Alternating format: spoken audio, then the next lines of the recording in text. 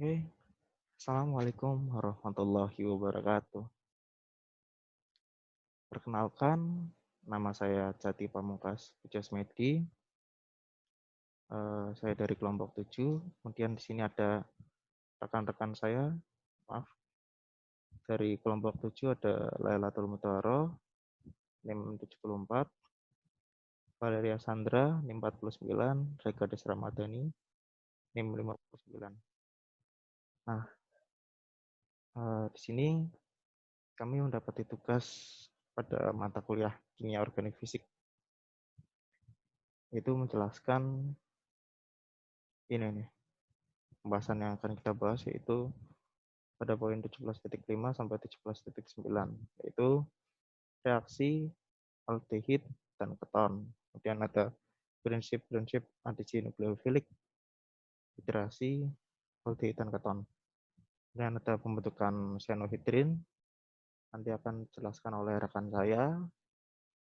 Kemudian ada pembentukan asetal dan asetal sebagai gugus pelindung. Nah, kita masuk ke yang pertama, yaitu reaksi aldehid dan keton. Nah, di sini jelaskan reduksi dari gugus karbonil. Keton atau aldehid itu kan memiliki gugus karbonil ya, dan menjadi CH2 atau nantinya akan menjadi alkana.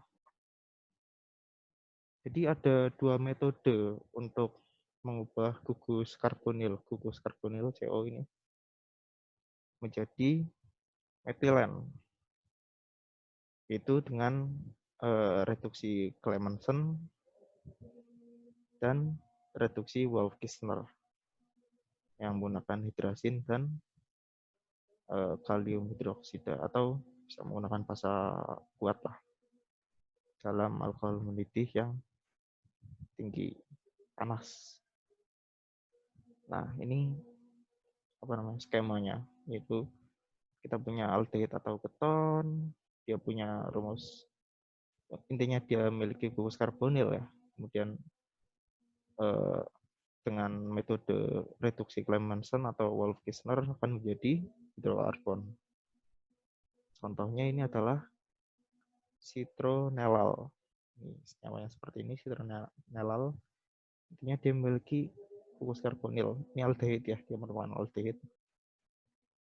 Nah, ini Wolff-Kishner ya.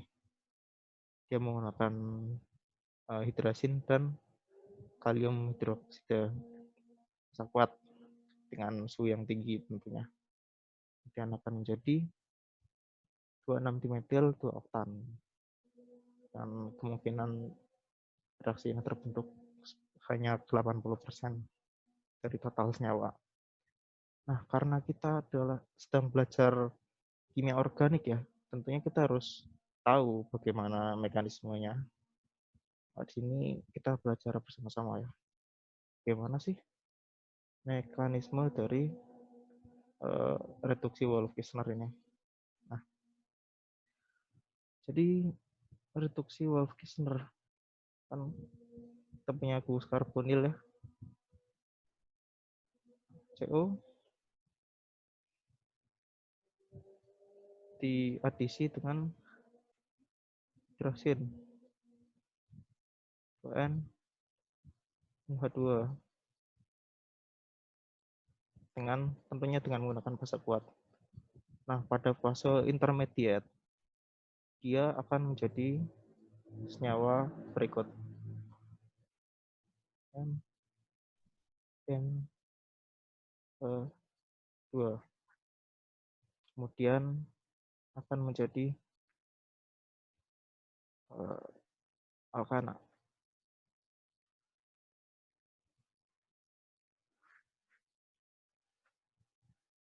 Nah, ini saya ganti saja. Mekanismenya itu langkah pertamanya seperti ini. Dia gugus karbonilnya akan diadisi dengan hidrasin tersebut.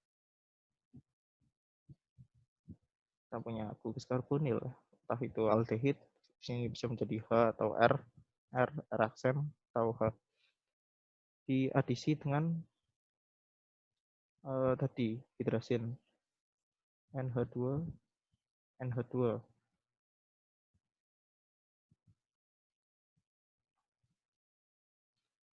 Nah, kita harus tahu yang mana yang akan bereaksi. Tentunya yang bereaksi itu yang mendapati yang memiliki PEB. Di sini C memiliki PEB, O juga memiliki PEB, N memiliki PEB. Nah, tentunya karena N ini bersifat elektronegatif dan C elektropositif sehingga akan menarik N. Dia akan masuk sehingga senyawa menjadi seperti ini. Nah, kalau dia masuk, ini elektron akan naik ya. Mau nyamin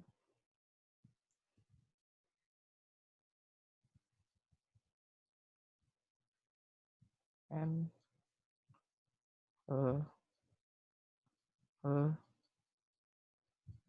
N 2. Nah, kan karena kita menggunakan, nah di sini kan dia N-nya itu apa ya, memiliki ion yang positif karena kan N itu harusnya kan mengikat 3 atom, tapi di sini dia 4 jadi dia kelebihan atom. Ini memiliki suasana yang asam ya karena memiliki H+, kita kelebihan H+, jadi senyawanya asam. Dan karena kita mereaksikan dengan basa kuat, sehingga basa kuat di sini akan menarik, maaf tandanya salah, minnya di O, jadi basa kuat akan menarik H+, sehingga senyawa yang menjadi, saya tulis di bawah saja,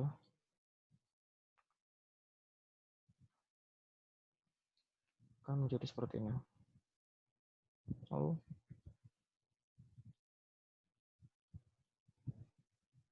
dan jika hanya kehilangan 1 H, NH2.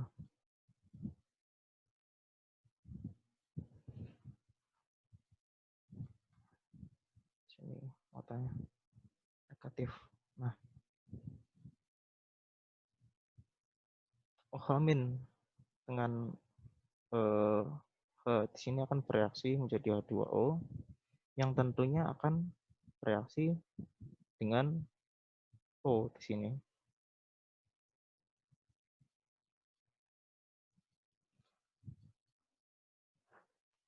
Karena di sini tuh suasananya sedikit asam ya. Jadi dia bisa berikatan dengan H+ di sini.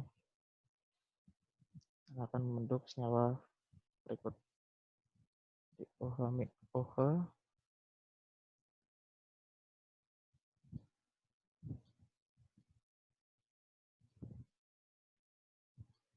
NH NH2.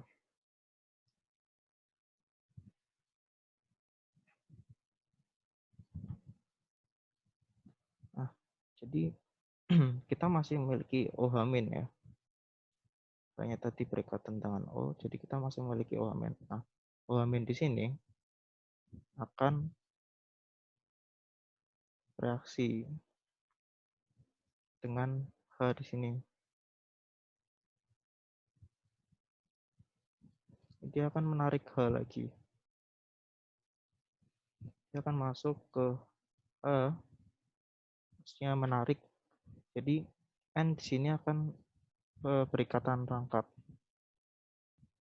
Nah, jadinya akan memutus OH-. Jadi hidroksida yang di sini tuh dia lebih kuat. Dia memiliki kekuatan yang lebih kuat untuk melepas OH- di sini. Walaupun di sini hidroksida itu bukan apa ya, gugus living group GLG, kita pernah belajar GLG kan,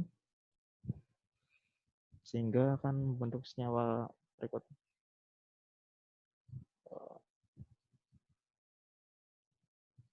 Saya gambar dibalik aja ya biar gampang. Ini akan jadi NH2 sama saja. Ini intinya dia akan menjadi ikatan rangka kemudian melepaskan OH- di sini. Nah, langkah selanjutnya karena penuh ini saya hapus saja. Nah,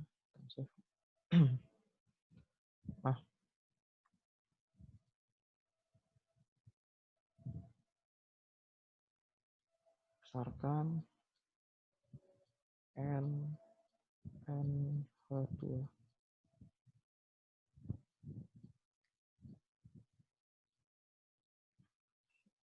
Nah, di sini dia akan bereaksi lagi dengan OH-. Ya, OH- sangat berguna sebagai katalis ya untuk menarik H+ yang kita punya di sini.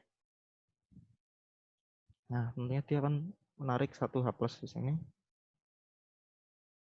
Dia akan membentuk senyawa menjadi NH.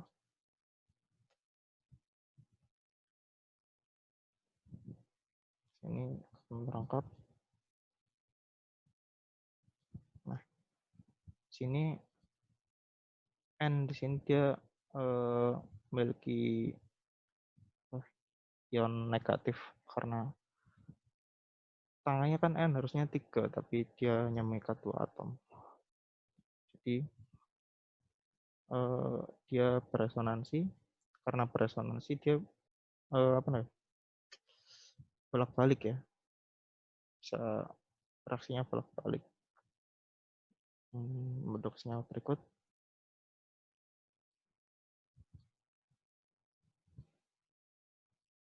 Katanya mesti dirangkap.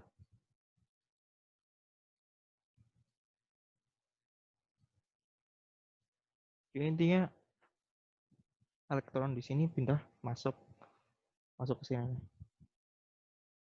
Dia menjadi ikatan rangkap, kemudian elektron di sini akan menjadi turun ya.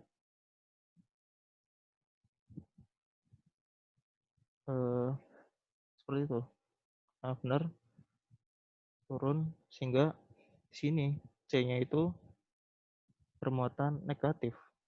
C-nya ya. Nah, kemudian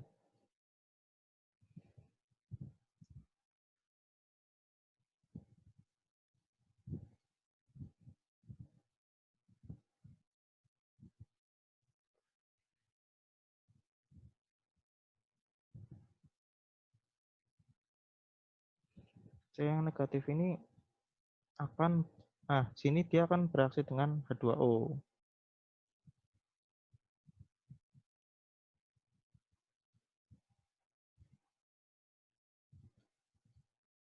H2O dari mana? H2O tadi.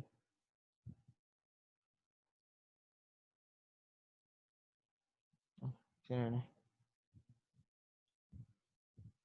Dia kan OH kan akan mengikat H+, jadi dia akan membentuk H2O, kemudian sini H2O digunakan lagi untuk menarik H+.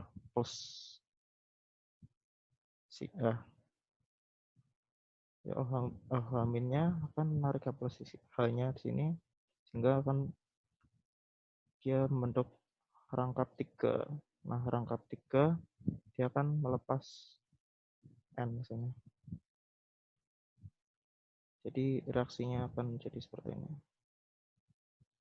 Ya, intinya dia akan menjadi perikatan dengan plus H+ dan menjadi senyawa alkana. Kemudian akan melepas N rangkap 3 sebagai gas.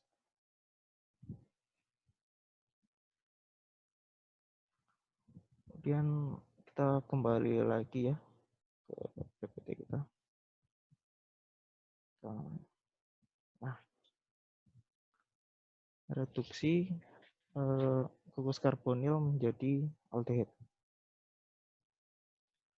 Nah, sini aldehid akan direduksi menjadi alkohol primer. Jadi dia akan menjadi dari aldehid yang dia memiliki gugus karbonil akan menjadi alkohol primer atau sekunder. Sekunder itu kalau misal dia senyawanya keton, gugus karbonil.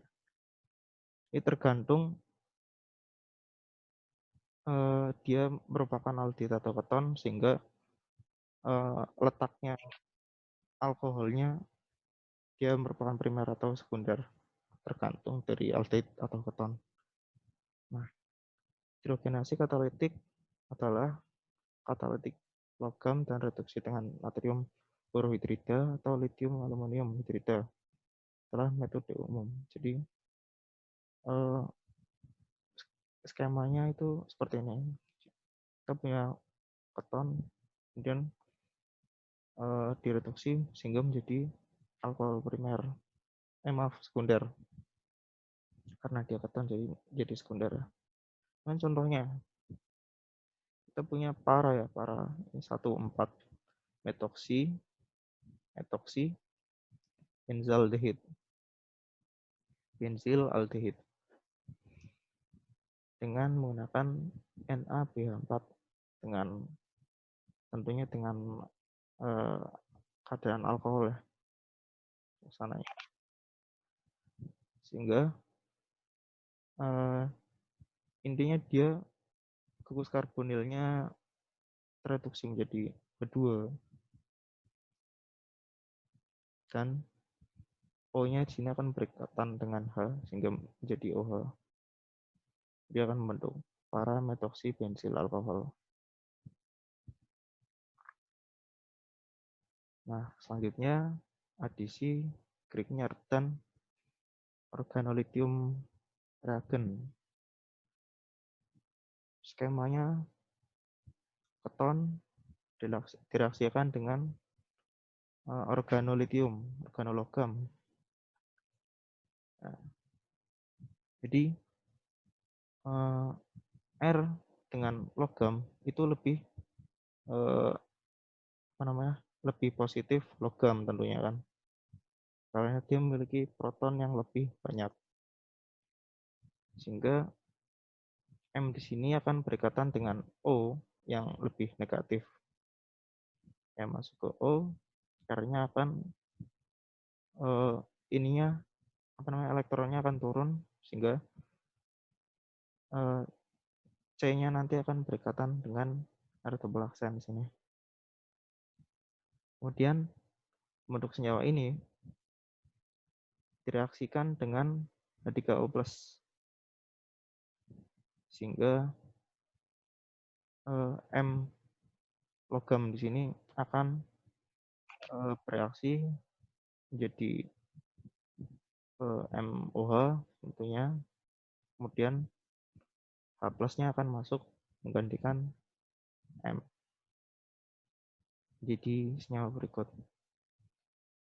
Atau contoh lainnya. Tadi skema ini sekarang contohnya ya.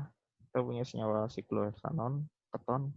Ini telah gugus karbonilnya direaksikan dengan metil magnesium bromida dengan menggunakan katalis diethyl ether dan H3O+.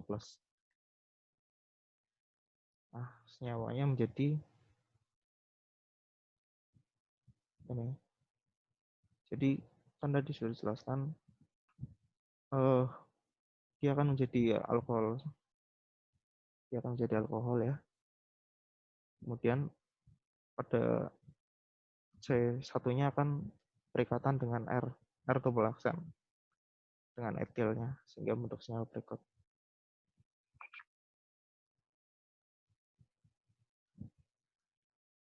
Nah, kemudian selanjutnya itu prinsip adisi nukleofilik pada gugus karbonil. Jadi secara keseluruhan itu reaksi ini hidrasi ya. Hidrasi dari hidrasi karbonil. Hidrogen terikat pada oksigen karbonil. Hidrogen pada senyawa hidrat akan terikat pada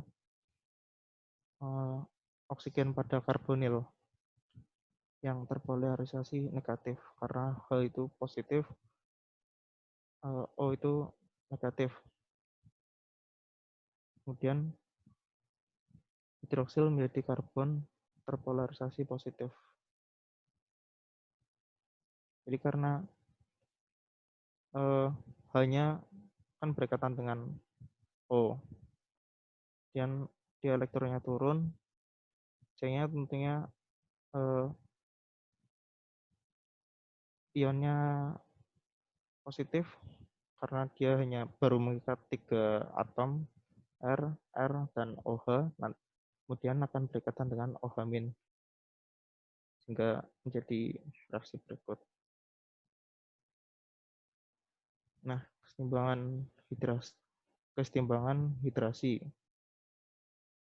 itu dengan hidrat dibagi senyawa karbonil dan air.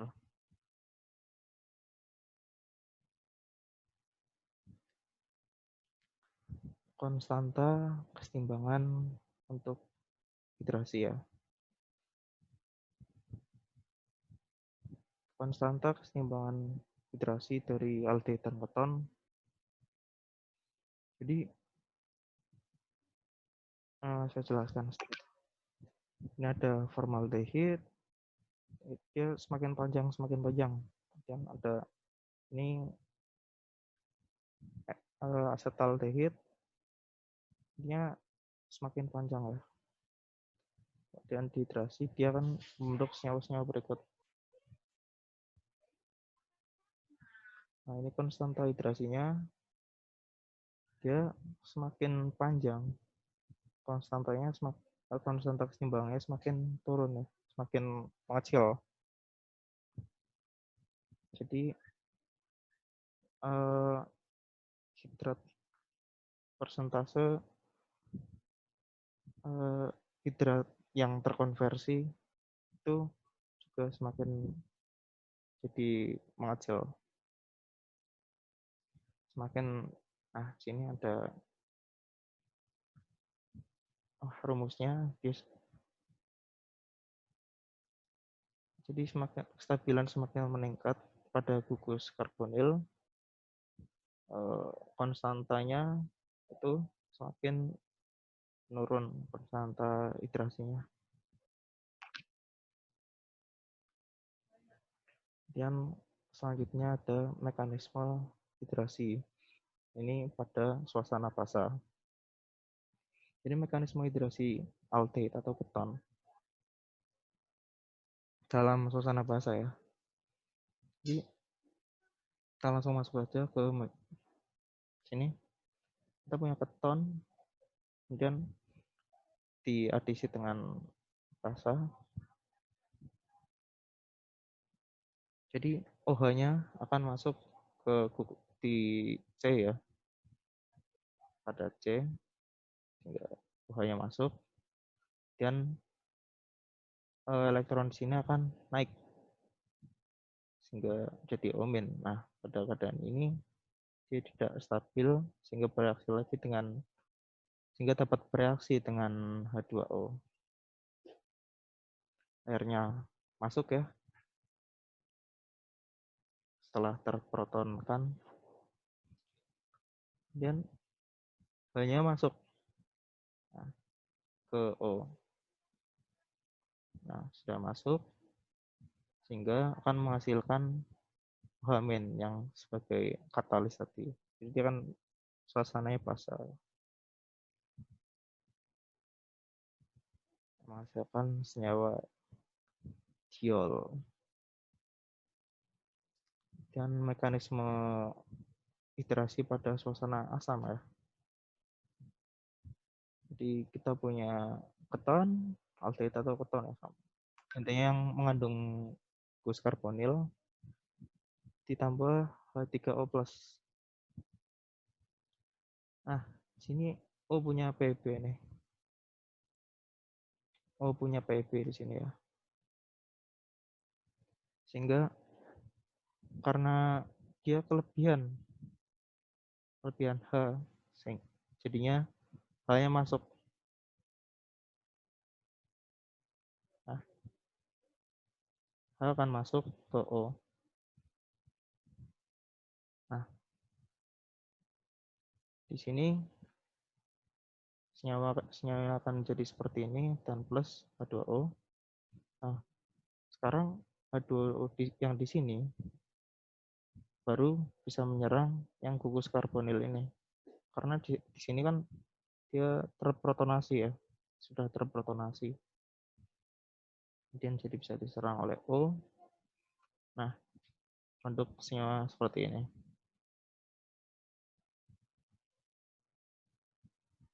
Jadi ini kan masih memiliki ikatan rangkap ya. Dan rangkapnya dia turun sehingga bisa mengikat O di sini. Nah, tapi pada senyawa ini itu masih belum stabil karena O-nya kan di sini masa mengikat 3 atom ya. Jadi harus dilepas satu. Nah, di sini dia akan menjadi H3O+ sebagai katalis tadi yang suasananya asam dan sama akan membentuk senyawa diol. Nah, untuk presentasi selanjutnya ya, ini sudah masuk cyanohydrin, nanti akan dijelaskan oleh partner saya yang lain.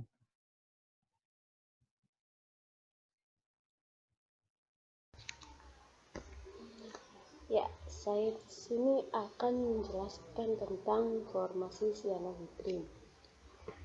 Formasi cyanohydrin sendiri artinya yaitu produk penambahan hidrogen cyanida ke aldehida atau keton mengandung keduanya, gugus hidroksil dan gugus cyano, yang terikat pada karbon yang sama. Senyawa ini maka disebut senyawa cyanohydrin. Bisa dilihat aldehid atau keton yang kemudian ditambahkan dengan hidrogen cyanida terbentuklah cyanohydrin. Yang berkaitan dengan O, kemudian cyanida yang berkaitan dengan C. Selanjutnya yaitu mengubah aldehida dan keton menjadi cyanohydrin adalah nilai sintetis untuk dua alasan. Ikatan karbon-karbon baru terbentuk, yang kedua kemudian gugus cyano dalam produk dapat dikonversi menjadi fungsi asam karboksilat CO2H dengan hidrolisis. Ya, di sini ada 24 dichlorobenzaldehid yang ditambah dengan NaCN yang kemudian dihasilkan 24 dichlorobenzaldehid cyanohydrin 100%. Yang kedua ada aseton yang ditambahkan dengan NaCN kemudian menghasilkan juga aseton cyanohydrin. CN yang berikatan dengan C dan H berkaitan dengan O. Yang berikutnya yaitu akan menjelaskan tentang mekanisme formasi cyanohydrin dari aldehid atau keton.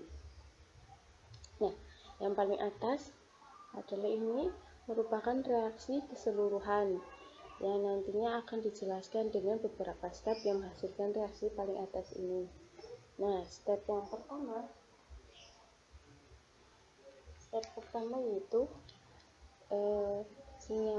serangan nukleofilik oleh karbon, ion cyanida yang bermuatan negatif, cyanida yang bermuatan negatif. Hidrogen cyanida itu sendiri tidak terlalu nukleofilik dan tidak terionisasi untuk membentuk ion cyanida secara signifikan. Dengan demikian, sumber ion cyanida NaCN atau KCN digunakan. Nah, ini cyanida berkaitan dengan atom C. Nah, terbentuknya yaitu fase konjugasi dari cyanohydrin. Nah, yang tahap 2, langkah keduanya itu ion alkoksi yang terbentuk pada langkah pertama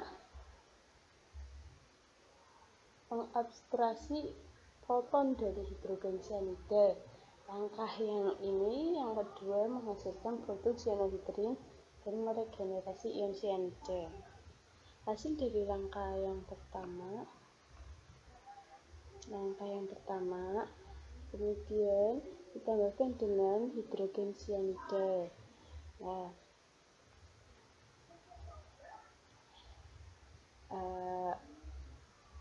ini elektron bebas kemudian mengikat atom H, sedangkan Cn pun terpisah dengan H.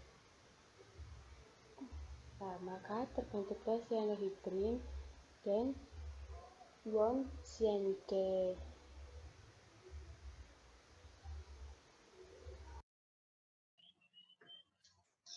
Oke, selanjutnya di sini akan saya jelaskan mengenai formasi pada asetal. Dapat dibaca bahwa asetal adalah geminal diether turunan dari aldehid atau keton dibentuk oleh reaksi dengan dua ekuivalen atau jumlah kelebihan alkohol dan penghapusan air. Turunan keton dari jenis ini pernah disebut katalis, tetapi penggunaan modern telah menjatuhkan istilah itu. Penting untuk dicatat bahwa hemikal terbentuk sebagai perantara selama pembentukan asetal. Nah, kita dapat perhatikan bahwa pada reaksi di bawah ini. Pada reaksi di bawah, jika kita mereaksikan aldehid atau keton dengan kelebihan alkohol pada lingkungan yang asam, kita akan membentuk asetal. Jadi, pada reaksi sebelah kanan adalah asetal yang berasal dari alkohol. Dan di sini kita dapat membentuk air dan reaksi ini akan seimbang. Ada beberapa hal yang dapat dilakukan untuk menggeserkan keseimbangan ke kanan dan membuat lebih banyak produk asetal. Satu hal yang terjadi untuk menghasilkan terbentuknya air pada hasil reaksi tersebut, yaitu dengan mengurangi konsentrasi produk ini, maka keseimbangan akan berubah untuk menghasilkan lebih banyak asetal. Dengan ini kita dapat simpulkan bahwa ada hal lain untuk melakukan pengenceran keseimbangan ke kanan pada peningkatan konsentrasi dari suatu reaktan. Peningkatan konsentrasi berasal dari aldehid. Ini dapat dilakukan dalam lingkungan asam untuk membantu asetat dapat dengan menggunakan asam sulfat, H2SO4, asam truenasolfonat, hingga menjadi T5OHR.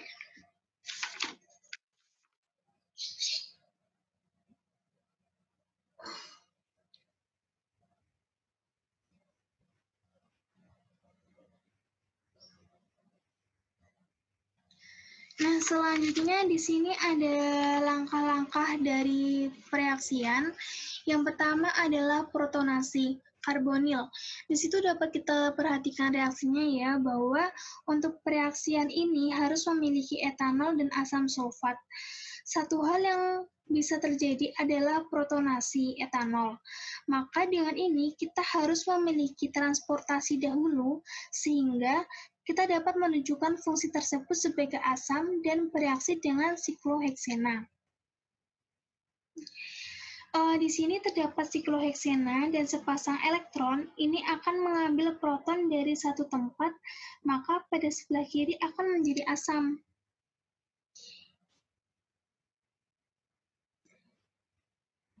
Di sini ya, dapat kita perhatikan di sini, yang tadi, dua pasang elektron yang bisa mengambil tadi.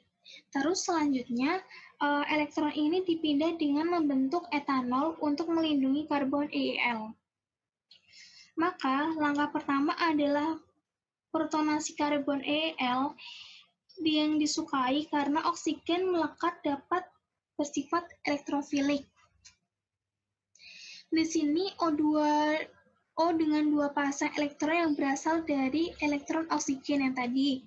Lalu di sini memiliki proton dan di sini masih dalam satu pasangan saja, tidak lebih. Sehingga hal ini membuat karbon lebih elektrofilik.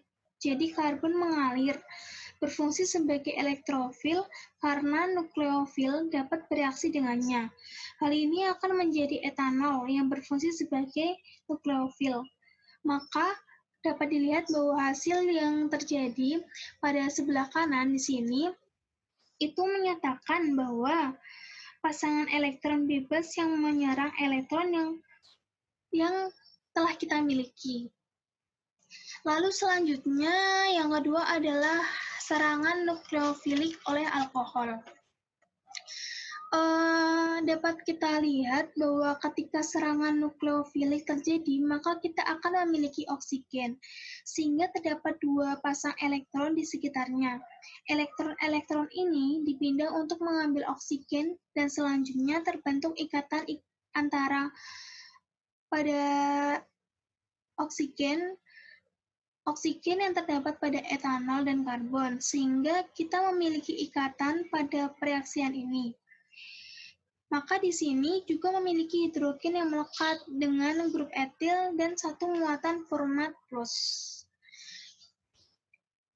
Apa yang dapat kita lihat bahwa pada reaksi juga terdapat pada adanya plus antara kanan dan reaksian sebelah kiri hasil. Selanjutnya adalah deprotonasi untuk membentuk hemiasetal. Di situ pada langkah yang ketiga ini, hal ini dilakukan dengan cara mendeprotonasikan dari molekul etanol. Molekul etanol lainnya dapat datang dan berfungsi sebagai basis, dan sepasang elektron bebas pada etanol dapat mengambil proton dan meninggalkan elektron-elektron pada oksigen. Pada reaksi terdapat dua pasang elektron bebas pada oksigen. Elektron tersebut dapat berpindah ke oksigen, maka hal tersebut akan terbentuk hemiasetal pada reaksi sebelah kanan. Itu sudah terbentuk hasilnya, maka deprotonasi dapat menghasilkan hemiasetal. Ini merupakan suatu perantara pada reaksi yang dimilikinya. Selanjutnya adalah pereaksian yang keempat, yaitu protonasi alkohol. Pada langkah keempat ini akan memproteksi OH. Salah satu kemungkinannya adalah etanol, yang akan terprotonasi dan berfungsi sebagai asam. Pada muatan formal plus, pada suatu oksigen dan sepasang elektron akan mengambil proton dan akan meninggalkan elektron-elektronnya. Sehingga tampak jelas bahwa di sini akan melindungi OH. Karena dengan melindungi OH tersebut akan memberikan air sebagai kelompok yang pergi. Elektron-elektron di sini akan mengambil sebuah proton. Selain itu, juga terdapat oksigen dan etil, sehingga hal tersebut kita mendapatkan dua pasang elektron bebas. Untuk mereformasikan ikatan rangkap, maka akan menendang elektron dan melepaskan oksigen sehingga kita memiliki air pada bagian yang mengalami dehidrasi. Jadi dapat kita lihat hasilnya pada reaktan sebelah kanan. Itu sudah terbentuk hasil dari protonasi alkohol tersebut. Oke, selanjutnya kita lanjut pada proses yang kelima, yaitu penghapusan air. Ini merupakan langkah dehidrasi. Kali ini terdapat ikatan rangkap dengan oksigen dengan etil yang keluar dari oksigen. Sebelum melanjutkan, pastikan masih memiliki pasangan elektron bebas. Elektron-elektron di sini akan pindah untuk memberikan ikatan rangkap. Di sini terdapat format positif pada oksigen, yang dapat kita lihat pada pereaksian yang ada pada slide.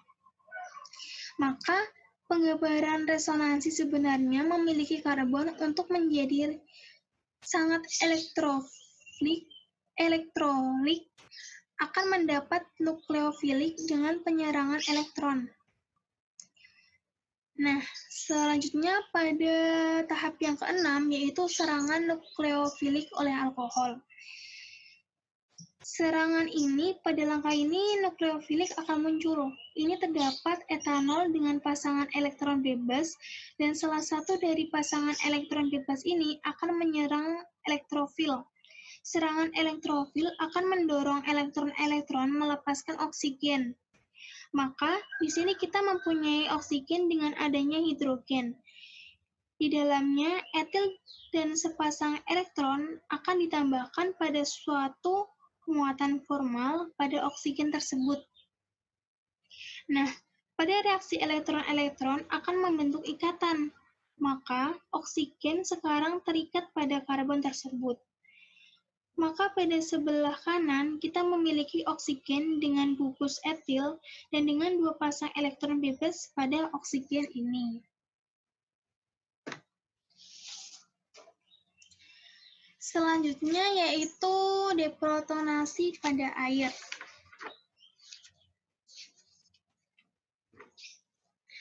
Di situ dapat dilihat pada reaksi. Pada langkah ini semua harus dilakukan dengan melepas proton itu dan akan membentuk produk asetal sehingga kita dapat memiliki molekul etanol datang bersama dan berfungsi sebagai basis. Demikian pasangan elektron bebas akan menghasilkan proton sehingga meninggalkan elektron yang sehingga kita dapat mendapatkan hasil pada sebelah kanan, yaitu karbon yang terikat pada oksigen lain dengan etil yang keluar. Dan di sini terdapat elektron terakhir.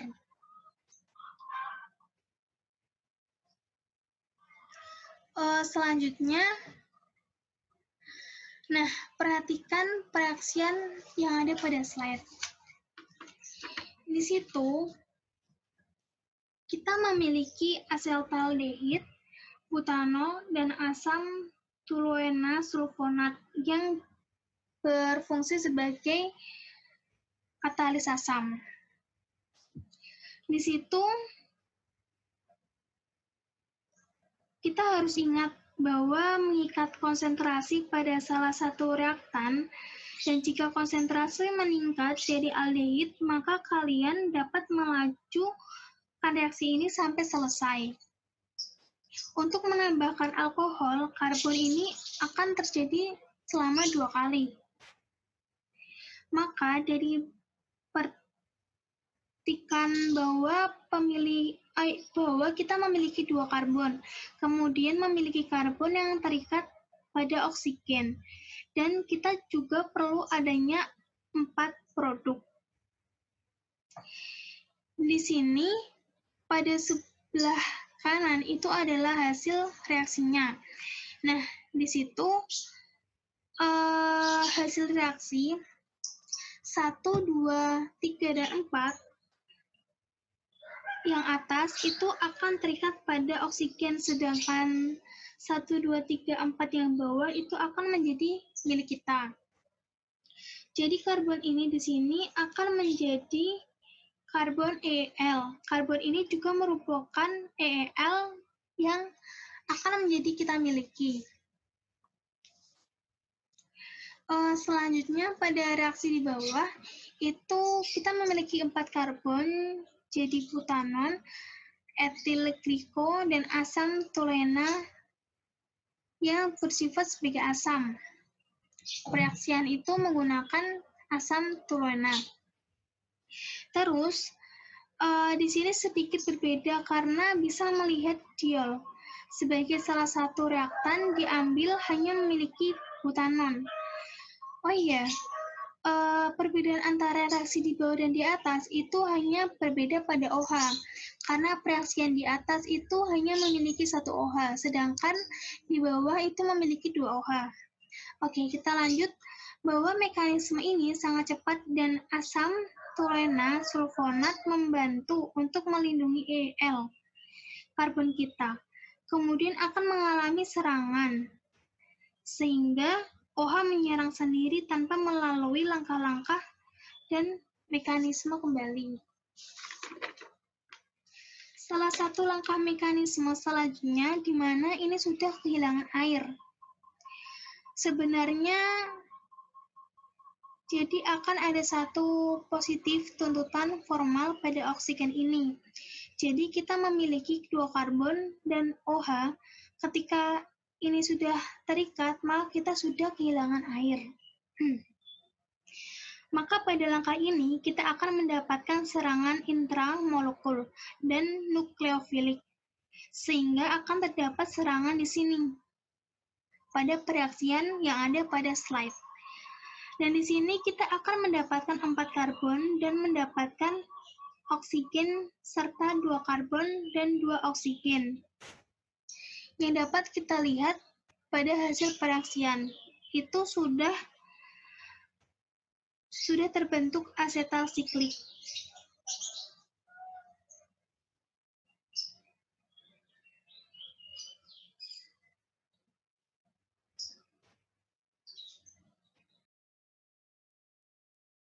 Pada slide ini akan membahas subbab selanjutnya, yaitu tentang asetal sebagai kelompok pelindung, di mana dalam sintesis organik kadang terjadi bahwa salah satu reaktan mengandung gugus fungsional yang tidak sesuai dengan kondisi reaksi.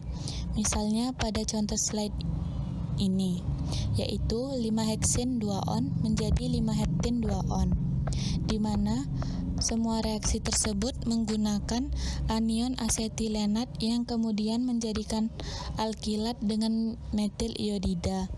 Tetapi yang terjadi, ion asetilida akan ditambahkan ke gugus karbonil, karena gugus karbonil tidak toleran terhadap kondisi basa kuat untuk terjadinya anion. Namun, anion yang digunakan tidak dapat berlangsung, dikarenakan gugus karbonil adalah gugus yang tidak kompatibel. Sehingga diperlukan strategi atau tahapan untuk melindungi gugus karbonil selama reaksi yang tidak sesuai, dan kemudian menghilangkan gugus pada langkah selanjutnya. Asetal, terutama yang berasal dari kelompok etilena glikol, merupakan kelompok aldehida atau keton yang paling berguna untuk perlindungan karbonil, karena dapat diperkenalkan dan dihilangkan dengan mudah. Asetal memiliki fakta menarik, yaitu bahwa asetal menyerupai eter karena inert terhadap banyak reagen, seperti zat pereduksi hidrida dan senyawa organologam yang bereaksi dengan mudah dengan gugus karbonil. Ada 3 tahapan atau strategi untuk menghasilkan transformasi yang diinginkan, yaitu yang pertama, perlindungan gugus karbonil, yang kedua, alkilasi, yang ketiga, pelepasan perlindungan dari gugus karbonilnya. Untuk memperoleh keton dan aldehid digunakan gugus karbonil, karena gugus karbonil yang merupakan dari gugus fungsi yang dapat mengganggu selama reaksi berlangsung. Gugus fungsi juga berfungsi untuk memblokade suatu gugus yang reaktif dengan mentransformasikannya menjadi gugus fungsi baru yang tidak akan mengganggu gugus fungsi atau senyawa lainnya. Reaksi yang digunakan dari gugus karbonil adalah adisi nukleofilik asil, di mana oksigennya dapat berfungsi sebagai basa dengan adanya asam yang sesuai, yang akan menghasilkan karbokation yang distabilkan oleh oksigen dan memungkinkan terjadinya reaksi substitusi. Untuk itu, perlu dilakukan pencegahan terhadap reaksi tersebut dengan mengkonversikan gugus karbonil menjadi ketal atau asetal, dengan menggunakan pereaksi alkohol atau diol yang menghasilkan ditioketal atau ditioasetal. Suatu ketal dan asetal dibentuk dengan mereaksikan karbonil dengan metanol atau etanol pada kondisi anhidrous dengan adanya katalis asam, yaitu asam klorida atau asam toluena sulfonat, untuk membentuk dimetil atau dietil ketal atau asetal dari keton atau aldehid. Contohnya yaitu sintesis dengan menggunakan asetal untuk memproteksi aldehid pada senyawa sebagai alkena dengan bantuan benzena dan asam petoluena sulfonat membentuk reaktan asetal, yang kemudian reaktan asetal tersebut akan dibawa ke tahap selanjutnya, yaitu alkilasi. Reaktan asetal yang dihasilkan pada tahap perlindungan akan dibawa pada tahap alkilasi ini. Alkilasi benzena berupa substitusi sebuah gugus alkil untuk sebuah hidrogen pada cincin. Ada 3 tahapan dalam tahap alkilasi ini, yaitu: pertama, pembentukan elektrofil suatu karbokation; kedua, serangan elektrofilik pada benzena; ketiga, eliminasi sebuah ion hidrogen. Contoh tahap alkilasi ini yaitu reaktan asetal dengan bantuan metil iodida akan membentuk produk asetal. Tahap terakhir yaitu tahap pelepasan perlindungan dengan cara membuka gugus karbonil dengan hidrolisis. Produk asetal yang diperoleh dari tahap alkilasi akan membentuk aldehid atau keton dengan menambahkan asam petoluena sulfonat berair, sehingga hasil akhir yang diperoleh setelah melewati 3 tahapan tersebut adalah 5-heptin 2-on dengan nilai persentase 96%. Sekian penjelasan dari video ini, semoga suka ya. Terima kasih.